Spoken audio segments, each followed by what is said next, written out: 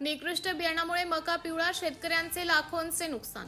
धुळे तालुक्यातील नेर येथील शेतकरी रवींद्र सोनवणे यांची सिजंटा कंपनीच्या SWC1 मका बियाणामुळे पीक खराब झाल्याचा आरोप केला आहे। त्यांच्या 62 क्षेत्रातील मका पिवळा पडून वाढ खुंटल्याने लाखो रुपयांचे नुकसान झाल्याने त्यांनी म्हटलं आहे। साक्री येथील कृषी सेवा केंद्रातून खरेदी केलेल्या बियाणाची पेरणी केल्यानंतर काही दिवसातच पिकाची वाढ थांबली। खते आणि औषधांची फवारणी करूनही स्थितीत सुधारणा झाली नसल्याचा दावा सोनवणे यांनी केला आहे। याबाबत कृषी विभागाकडे लेखी तक्रार देऊन 15 दिवस उलटूनही पंचनामा न झाल्याने त्यांनी नाराजी व्यक्त केली आहे। दरम्यान तात्काळ पंचनामा करून नुकसान भरपाई मिळावी, तसेच संबंधित कंपनी व विक्रेत्यावर कारवाई करावी, अन्यथा आंदोलन छेडण्याचा इशारा शेतकऱ्यांनी दिला आहे। MTV न्यूज साठी तालुका प्रतिनिधी दिलीप साळुंके, धुळे।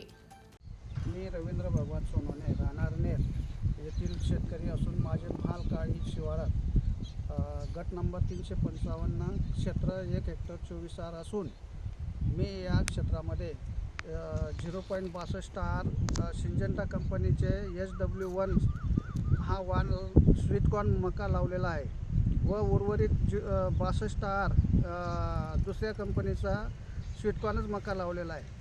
हा प्लॉट मी 24 एप्रिल रोजी लागवड केलेली असताना आज रोजी 47 दिवसाचं पीक झालेलं असताना 1 ते 1.5 फुटाचं फक्त पिकाची उंची आहे।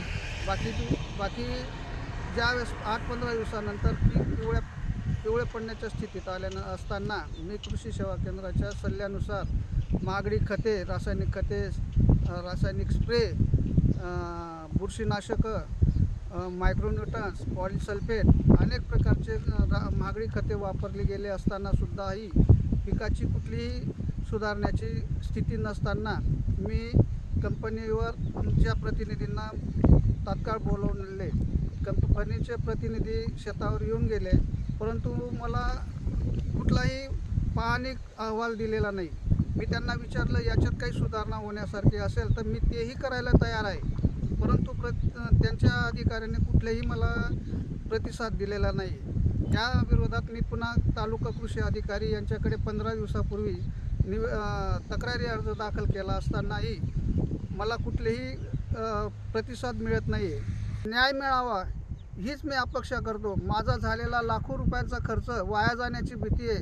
मी 2 पैसे उत्पन्न येईल या हेतूने, मी मुलाचे शिक्षण होईल या हेतूने मी हा स्वीटकॉर्न मक्याची लागवड केलेली आहे। तरी माझे खूप चांगल्या नामांकित कंपन्यांकडनं जर अशी फसवणूक होत असेल तर लहान गरीब शेतकऱ्यांनी काय करायचं?